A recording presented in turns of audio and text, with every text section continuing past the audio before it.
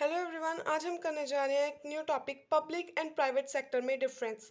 चाहे आप यहाँ वर्ड सेक्टर लिख लीजिए, चाहे आप यहाँ पे वर्ड लिख लीजिए कंपनी। ठीक है जी। दोनों का डिफरेंस में पॉइंट्स सेम ही रहते हैं।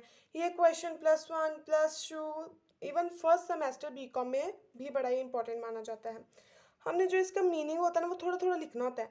ठीक है, क्योंकि जो हमारे एग्जाम्स कॉपी होती है ना वो थोड़ी हॉरिजॉन्टल में ज़्यादा होती है और वर्टिकल में थोड़ी छोटी होती है, कम होती है। तो पेजेस जो डिफरेंस के टी शेप फॉर्म में है ना ये ज़्यादा भर जाते हैं, मतलब 3-4 पेजेस तो आराम से भर जाते हैं अगर हमने 20 पॉइंट लिखने हो। तो इन दोनों टॉपिक्स का अगर एक पेज भी भरता तो डरने की बात नहीं है कि मीनिंग थोड़ा लिखा है हमने। ठीक है जी। सो हम स्टार्ट करते हैं पब्लिक सेक्टर। पब्लिक सेक्टर क्या होता है? जिसमें स्टेट एंटरप्राइज और public enterprise is an undertaking owned and controlled by local और स्टेट और सेंट्रल गवर्नमेंट। पब्लिक सेक्टर वो सेक्टर होता है, वो एक अंडरटेकिंग होती है, एक एंटरप्राइज होता है जिसे local government, state government, central government, तीनों में से कोई भी गवर्नमेंट जो है वो कंट्रोल करती है। और इनका प्राइमरी ऑब्जेक्टिव क्या होता है? Social service. आप ये भी कह सकते हो कि जिसमें 51% शेयर गवर्नमेंट का होता है, जहाँ गवर्नमेंट इंटरफेरेंस ज़्यादा होती है। जैसे गवर्नमेंट कंपनीज होती हैं वो इसमें आ जाएंगी। ठीक है, आगे हमने A.H. हैंसन की डेफिनेशन देख लेनी है। लिखनी होगी तो आपकी इच्छा है, अगर आपने लिखनी है मार्क्स स्कोर करने के लिए अच्छे। Public enterprise means a state ownership and operation of industrial, agricultural, financial और कमर्शियल अंडरटेकिंग। मीन्स स्टेट की ऑनरशिप में होगा सब कुछ, सारा वही चीज़ है कि हमने कमर्शियल अंडरटेकिंग है, फाइनेंशियल, एग्रीकल्चर। मेन वर्ड क्या है कि ये जो ऑनरशिप है ना ये किसके हाथों में होती है? स्टेट के हाथों में ऑनरशिप होती है। Next features.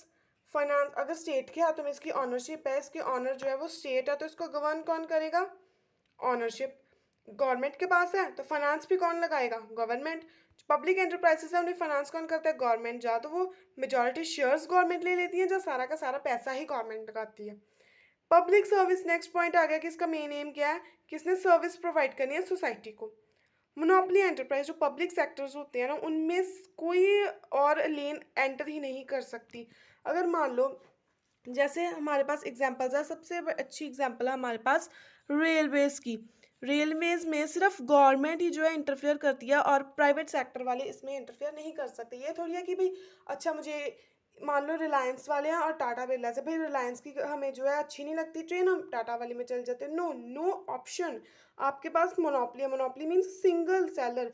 सिंगल सेलर, यहाँ पे सिंगल का मतलब क्या है कि एक ही फर्म है, एक ही इंडस्ट्री है, उसी ने प्रोडक्ट्स बनाने हैं, उसी ने जो है रेलवे सारा सिस्टम देखना है। ठीक है, अदर्स में आप लिख सकते हो, इतने ज़्यादा नहीं इसमें पॉइंट्स लिखने की ज़रूरत नहीं है। अदर्स में आप लिख सकते हो कि डायरेक्ट चैनल्स हैं फॉरेन मनी यूज़ करने के। ठीक है, कि फॉरेन इन्वेस्टमेंट बड़ी होती है, बड़े सारे सेक्टर्स हैं जिसमें गवर्नमेंट के प्लान्स इंप्लीमेंट होते हैं या हेल्पफुल होती है। बस इतना सा थोड़ा सा मीनिंग लिख दो। अगर ये हाफ पेज पे भी आ जाए तो इट्स ओके, क्योंकि हमारे पास टी शेप में पॉइंट्स हैं काफ़ी। अगर आपको डर लग रहा है कि हमने जो है यहाँ पे बड़े थोड़े पॉइंट्स लिखे हैं फीचर्स के, तो आप क्या कर सकते हो? जो ये टी शेप है ना इसी को अगर पहले 5 पॉइंट्स हैं इन्हीं को 5 लाइनों में पैरे में बनाकर लिख दीजिए, कोई बात नहीं। प्राइवेट सेक्टर एक वो अंडरटेकिंग जो owned and controlled by individual और groups without depending on government. Government पे ये डिपेंड नहीं करती कि गवर्नमेंट इन्हें फाइनेंस करेगी, या कोई भी इनिशिएटिव जो है यहाँ पे प्राइवेट गेन के लिए होता है, प्रॉफिट देखा जाता है, जैसे Reliance company, Raymond shootings, Woodland, ऐसे। प्राइवेट कंपनी के फीचर्स अगर आपको ऐसे पॉइंट्स बनाकर लिखने हैं तो ये भी लिख सकते हैं, वैसे ऐसे पॉइंट्स भी चलेंगे। किसी ऑनर कौन करता है? इंडिविजुअल्स या ग्रुप ऑफ पर्संस। इनके ऑनर्स जो कैपिटल प्रोवाइड करते हैं, इनका ऑब्जेक्टिव क्या? प्राइवेट गेन और जनरेट करनी वेल्थ।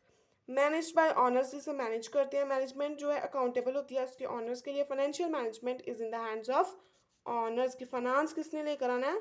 ऑनर्स ने। गवर्नमेंट यहाँ पर रिस्पॉन्सिबल नहीं है। अब हम टी शेप फाइंड करते हैं, ये मेरा नोट्स में मैम ने चेक किए हुए हैं।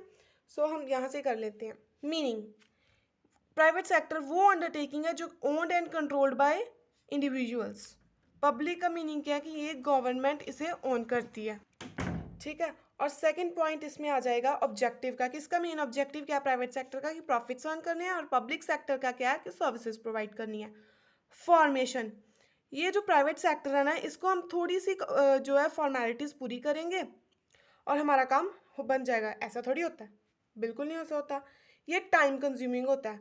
क्योंकि यहाँ पे तो गवर्नमेंट ने डिसीजंस लेने हैं कि फॉर्मेशन कहाँ पे करनी है, कैसी कंपनी की करनी है, फटाफट गवर्नमेंट डिसीजन ले लेती है। लेकिन प्राइवेट सेक्टर्स को रजिस्ट्रार ऑफ कंपनीज में भी परमिशन लेनी पड़ती है। कई बार तो कुछ ऐसे पर्टिकुलर सेक्टर्स गवर्नमेंट ही रख देती है कि अगर प्राइवेट वालों को उसमें एंटर होना है, अपनी जो है इंडस्ट्री खोलनी है, कंपनी खोलनी है, बिजनेस चलाना है, तो आपको गवर्नमेंट की परमिशन भी लेनी पड़ेगी। मीन्स ये टाइम कंज्यूमिंग प्रोसेस है प्राइवेट सेक्टर के लिए। लेकिन पब्लिक की बात करें तो एक गवर्नमेंट ने डिसीजन ले लिया और फॉर्मुलेशन हो गई।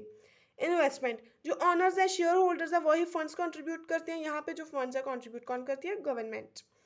अकाउंटेबल, यहाँ की जो मैनेजमेंट है ना वो अकाउंटेबल होगी ऑनर्स को, जनरल पब्लिक को नहीं। जिन्होंने पैसा लगाया ऑनर्स सिर्फ उन्हीं को, जनरल पब्लिक को नहीं होगी। लेकिन जो पब्लिक सेक्टर है ना वो जनरल पब्लिक को भी अकाउंटेबल होगा, प्लस जो पार्लियामेंट है ना उसमें भी इसकी परफॉर्मेंस जो है डिस्कस की जाएगी।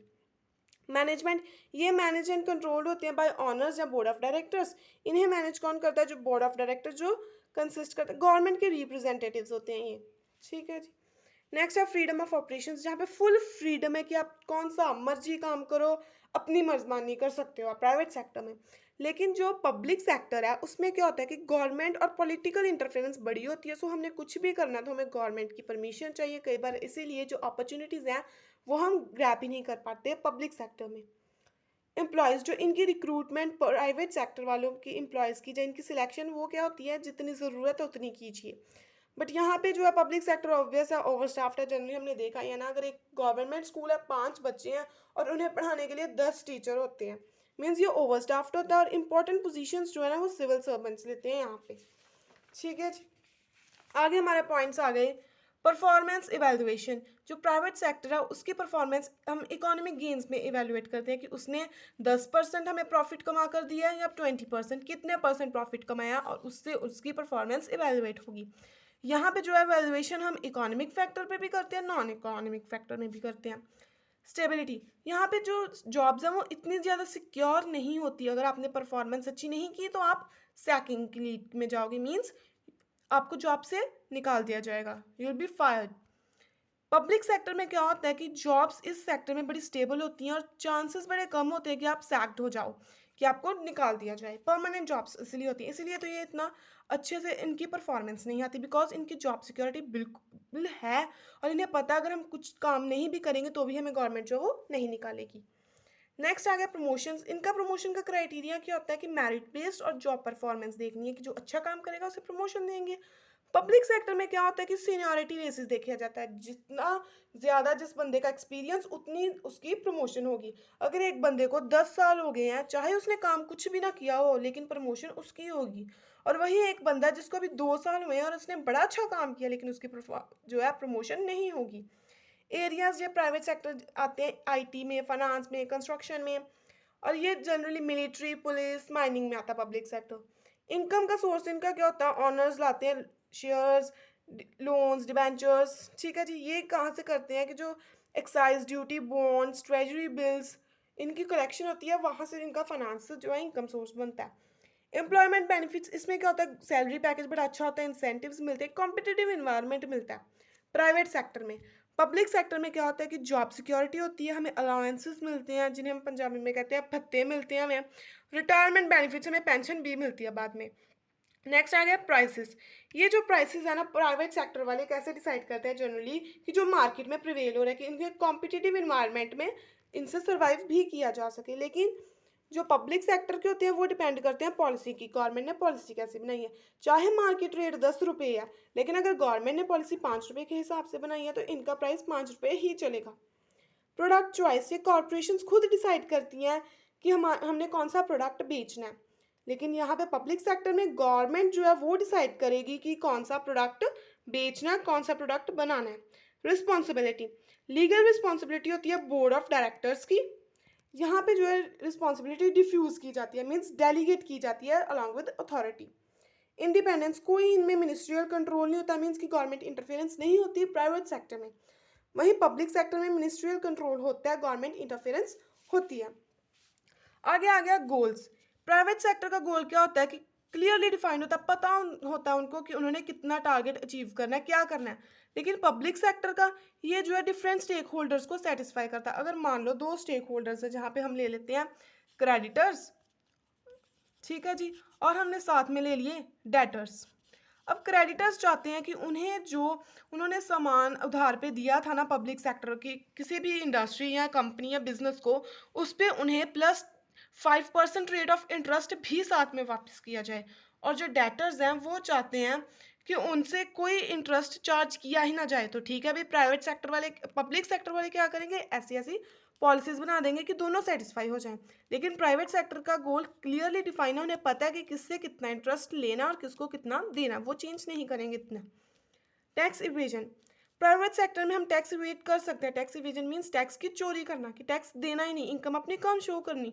लेकिन पब्लिक सेक्टर में ऐसा बिल्कुल पॉसिबल नहीं है, क्योंकि भाई गवर्नमेंट ने आपको सैलरी देनी है, तो गवर्नमेंट को पता है कि आपकी सैलरी कितनी है, इनकम कितनी है, तो आपको टैक्स पे करना पड़ेगा।